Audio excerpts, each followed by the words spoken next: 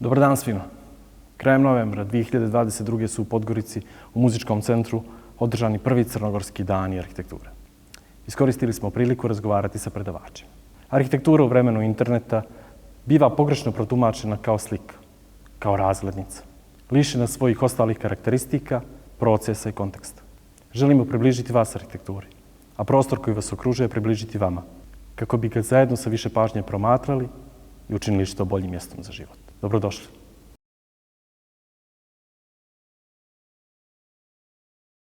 Mitesh Dixit. Ako ste na danima arhitekture uspjeli čuti nekog nekonvencionalnog, onda je to Mitesh Dixit. Neko ko je arhitekturu sagledao sa više strana. Radio sa Remom Koolhaasom u Office of Metropolitan Architecture, predavao na fakultetima širom svijeta i shvatio da za njega arhitektura ne znači nužno i dodatni broj kvadrata. Vjerovatno najiskrenije i najdalekosežnije predavanje o svjetskim tokovima i njegovoj borbi protiv rasta, granica i još par stvari. Uživajte. Mitesh Dixit. I'm well, thank you. Thank you for having me.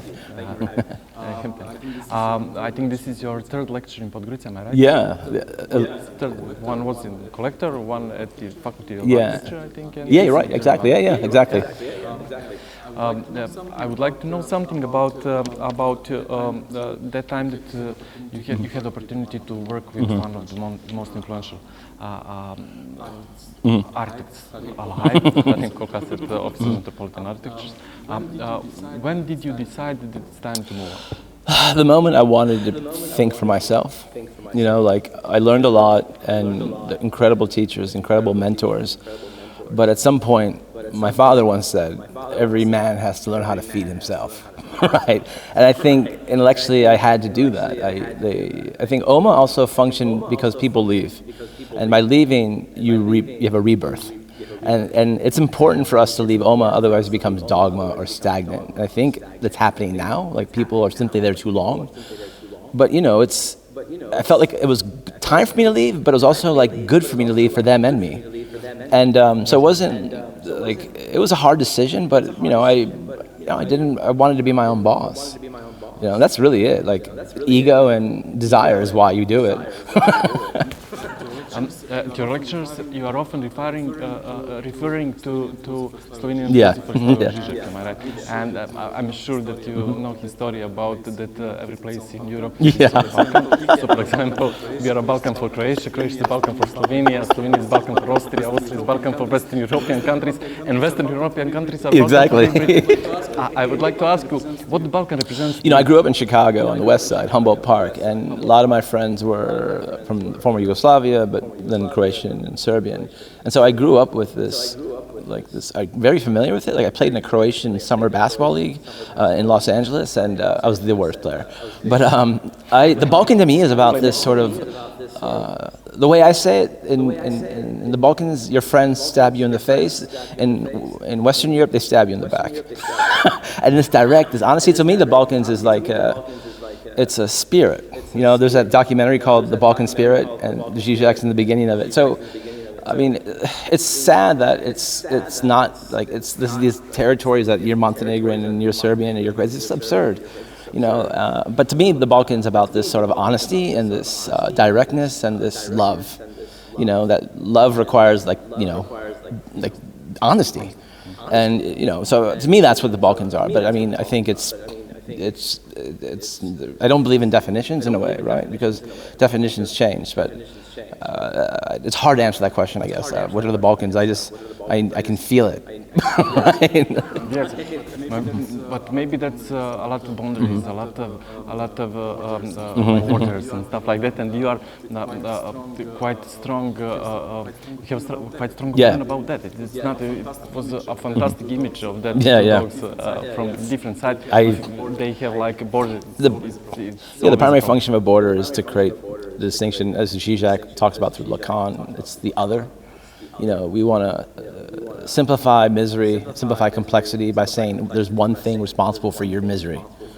Right, and it's the other one. So in the United States, they do that with immigrants, right? Oh, the reason you don't have jobs is because of Mexicans. Like, no, it's because of global capital, right? So I think it's like, you know, the first time I came to the Balkans properly, I was traveling throughout, and every time I pick someone picks me up, takes me to the airport, I'm like, so like, who's the Nikola Tesla of your country? Like, well, Nikola Tesla's from Montenegro, and then Croatia, like Nikola Tesla is from here, and in Serbia, Nikola. I'm like, what the hell? So I went to my hotel, and I put this map down, and I kind of looked at the geographical definition since like the wars, and at some point, like his house was in every country, right? And I'm like, God, that's funny. I mean, that's like it's not funny because it leads to conflict. But yeah, I think, you know, there's powers that want us to fight. You know. Your studio, the main office, actually doesn't have its own manifesto. It's something that's really indicative in a way. I guess our manifesto is a methodology. It's about understanding the material and immaterial context of a place, and of a space, and then developing a position based on that. If you come in with a manifesto, it becomes dogma, right? Like, OMA didn't have a manifesto for a long time, right? It was about like different methods of critique. So I try to use theory as critique, not as generative. I think too many architects use theory to create, but we use it to interrogate. So I think we don't have a manifesto because each place has its own reality that we must respect.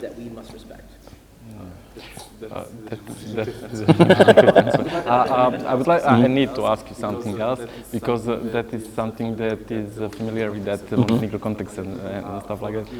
For a few years now, you have, I think, a pretty good collaboration with one of our young colleagues. Amazing. And, and that is, I think you have like a joint venture on a project that calls Material Contours. Can you tell us something? So Material Contours is essentially it's a repository, a public repository of all the academic research I do with my office and students, and Tamara has been deeply involved in that. So Material Contours is, let's say, it's the demonstration of the methodology that drives the practice. So I don't put it with domain because it's not domain's work, right? It's things I did with primarily students through research projects, through grants, and Tamara was very instrumental for the work we did in the Balkans with a class we taught in 2019, and we created a publication called Between Myth and Utopia, a perspective atlas of the former Yugoslavia, etc. So Material Contours is simply like a public repository for the methodology, and it was just so people see it, right? And I think it's really important to just like show your work, and I think it's really important for students to realize it's hard for everybody, right? Experience is simply you're not scared of not knowing, right? Okay. That's great. Unfortunately, we have to move on. Our time is up. It was a pleasure, Dixit, and I hope that you will enjoy in the rest of the week. Pleasure's all mine. Thank you very much. Thank you very much.